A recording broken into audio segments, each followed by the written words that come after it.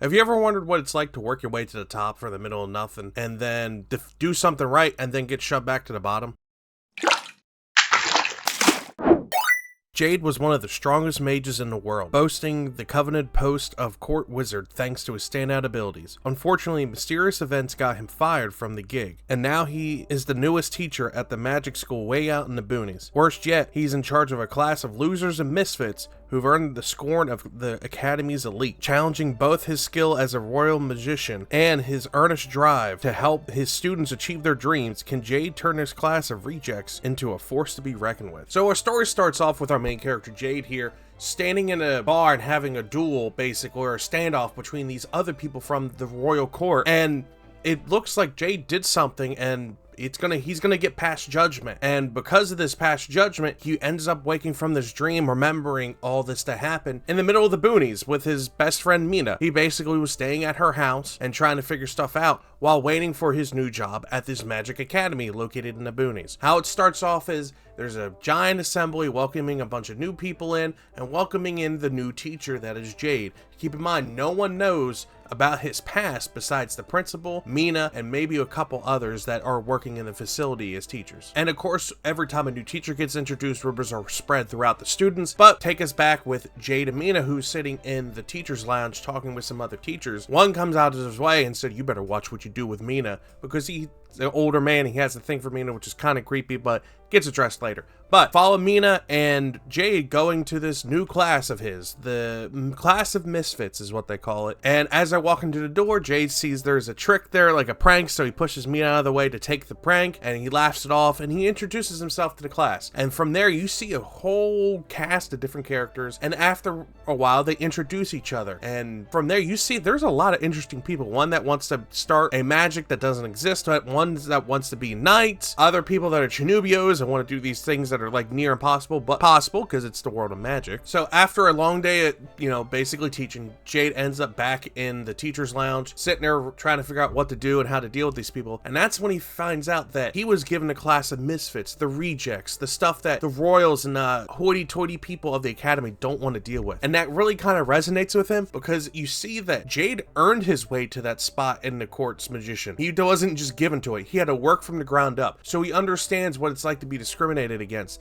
People look down upon him and people not want to give him a chance. So he has this burning passion now inside of him to work and help this class. So one day after teaching, Jade is walking through the halls and sees one of his students, Leo, sitting outside practicing swordsmanship. And Leo's one of the ones that really doesn't want anything to do with Jade and is giving him the hardest time. So Jade's idea is, let me try and work this man over. Maybe I can help him with his swordsmanship. Maybe I can help him with magic, etc., etc. So when Jade goes out there, he finds 3 knight students beating up Leo. So after some detecting and putting some context clues together, Jade realizes that Leo was innocent because these knight students are saying Leo attacked him, when in reality, Leo just stood there because he knew there would be consequences for him as well as Jade. So as Jade was trying to figure out what to do with these students, those knight students' teacher comes along and he starts ragging on, saying, "It's Jade's fault. My students are innocent. They would never do anything like this." And then he even says, even if this was true, nothing would happen to my students because no one likes the misfits. So it's always going to be their fault and my guys will always be fine.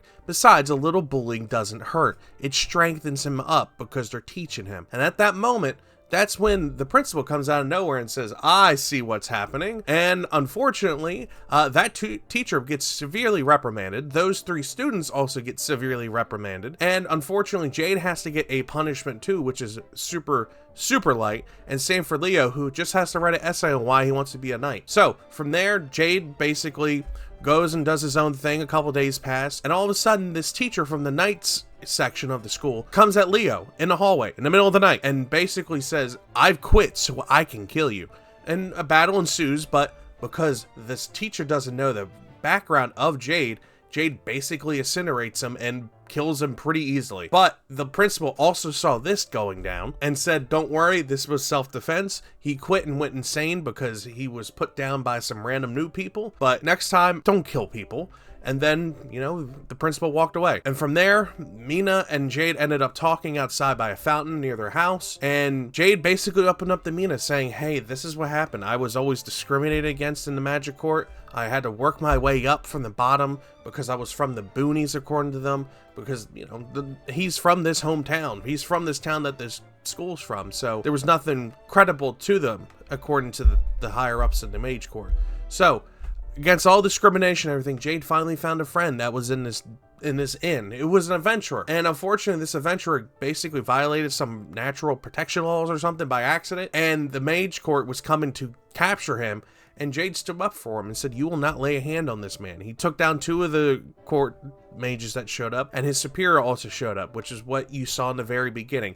That standstill, that standoff you see at the very beginning of this manga. And Mina starts crying because she's happy that Jade decides to open up to her, because they are friends. They are childhood friends, and she's glad that even to this day he can trust her with that. And that's pretty much the story from there. It leads off to Jade trying to figure out how to handle the new students and what he can do to help make their dreams come true, because he's not going to give up on them. He's not going to give up on them like people have given up on him. So when it comes to the art, I like the realistic fantasy approach. It's nothing that's too stand out. The art's kind of okay. The story itself was okay, until you find out what happens with Jade, because I thought how it was going to go, oh, he just was gifted and worked his way, you know, he was given this power. No, what happened is Jade worked his way. He made himself. He made that path for himself. He worked very hard to make this dream come true, which kind of won me over with this, because at first I thought this was like a mediocre story at best, but I like to see that the class has characteristics. They're all characters.